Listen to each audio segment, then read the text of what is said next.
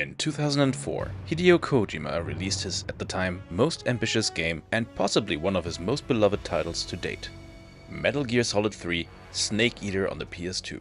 With the release of its remake remaster, titled Metal Gear Solid Delta Snake Eater, it receives a fresh coat of paint.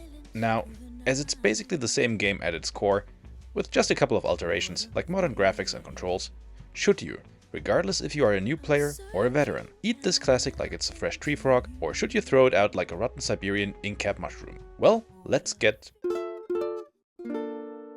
Commencing virtuous mission now. The game is set in the 60s during the height of the Cold War, and you play as a CIA agent who goes by the codename of Naked Snake, who gets sent behind enemy lines to help a Russian scientist defect. The goal of the game is to sneak, hide, apply camouflage, and reach your target locations either by outmaneuvering enemies or by taking them out, either non-lethally or by killing them with one of the many weapons the game gives you. Or let your fight or flight response kick in if you do get caught, and either run away and hide until the alert timer runs out, or dispose of every enemy soldier coming at you. And of course, you gotta defeat the occasional boss along the way, all while keeping your stamina gauge filled by eating wild animals and other things you can find in the Russian jungle, and healing different kinds of injuries that you may sustain during your mission.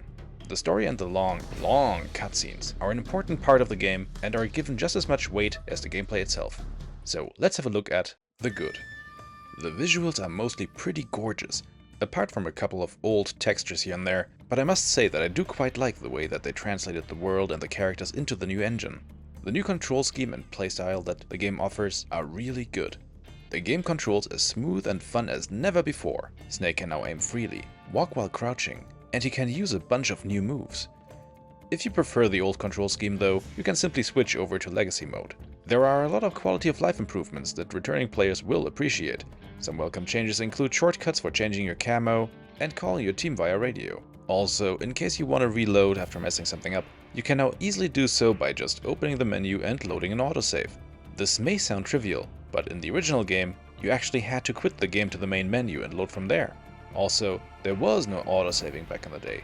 MGS3 veterans will also find plenty of new stuff to discover, like film tips for the secret theater mode, that can be unlocked by holding up specific enemy soldiers and forcing them to surrender their belongings. Also, certain modes that were absent from the HD remaster may have found their way back to the land of the playable stuff again. The gameplay is as fun as ever, especially with the new playstyle. Hiding, observing, strategizing, and sneaking around to catch the enemy guards, well, off guard, is just immensely satisfying.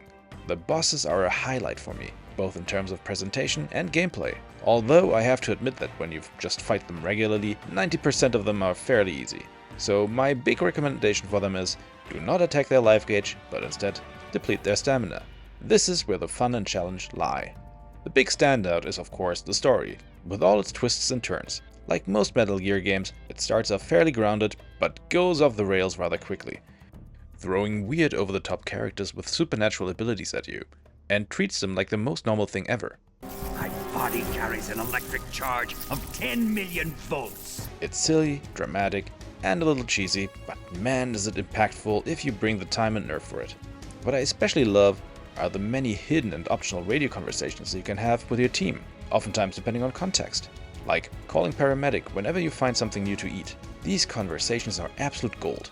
I see you found a spatza. Spa. Spatza. Spatza. Right. Just like her nerding out about movies whenever you save the game. But speaking of the radio conversations also brings me to the bad. Well, not necessarily bad, but definitely problematic and potentially frustrating. The cutscenes themselves are already quite long, but then, between them, you oftentimes have radio conversations that just go on and on and on. Although they're not terribly written, they're just not particularly fun to, well, watch. If you're not already deep into the stuff by Hideo Kojima, then this is an aspect of MGS3 that is very difficult to sell, especially in the intro. You just want to play the game, but the game won't let you, because everyone has to keep talking. The story itself may also not be for everyone, especially when taking the length of the cutscenes into consideration. Kojima can be a bit of an acquired taste.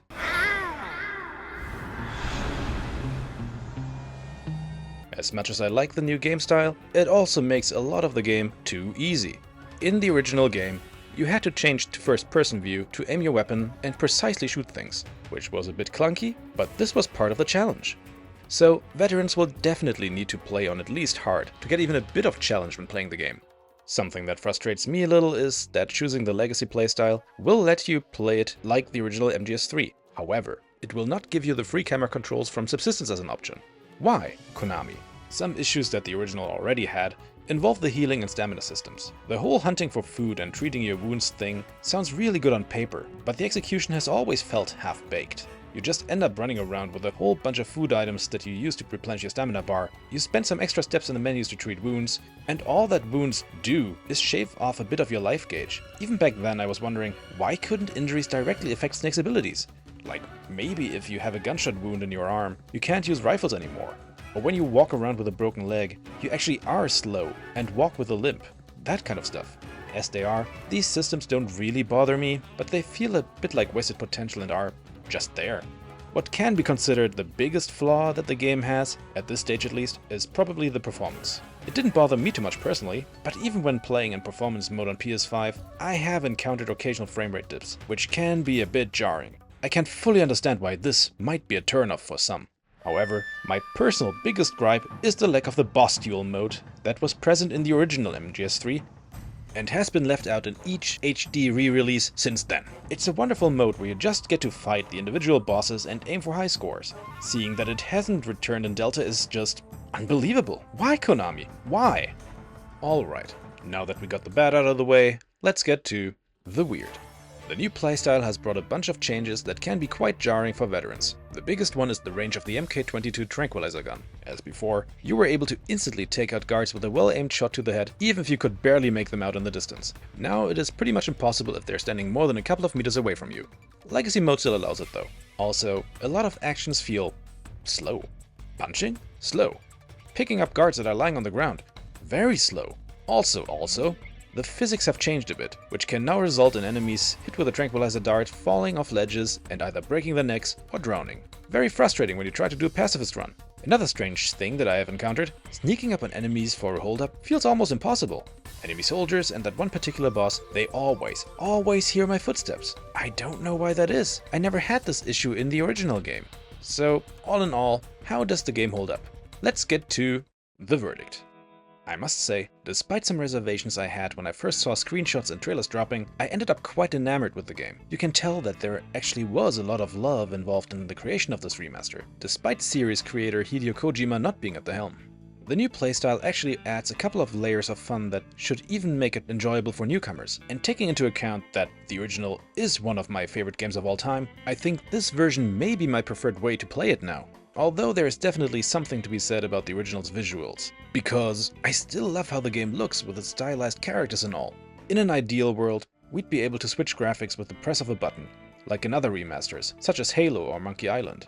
If you want to dip into the Metal Gear series, I'd say this might be the perfect entry point, especially since you don't need to have played the other Metal Gear games beforehand to understand anything. Just be aware that this is a very talky game with long cutscenes, and currently there are quite a few performance issues that will hopefully get fixed down the line, as those might dampen the experience quite a bit. But if performance issues like frame rate drops don't bother you, you like story-driven games that mix the dramatic with the downright silly, then I recommend a trip into the Russian jungle and a bite of this tasty tree frog of a game. But what about you? Are you new to Metal Gear and want to give this classic a chance? Have you played the original a million times and just want to relive it with some updated visuals and controls? Are you able to sneak up on enemies without a problem? Please let me know in the comments. That's all from me. If you liked this video, leave a like, and if you want to support me, please subscribe to my channel. Thanks, and I hope you have a lovely day.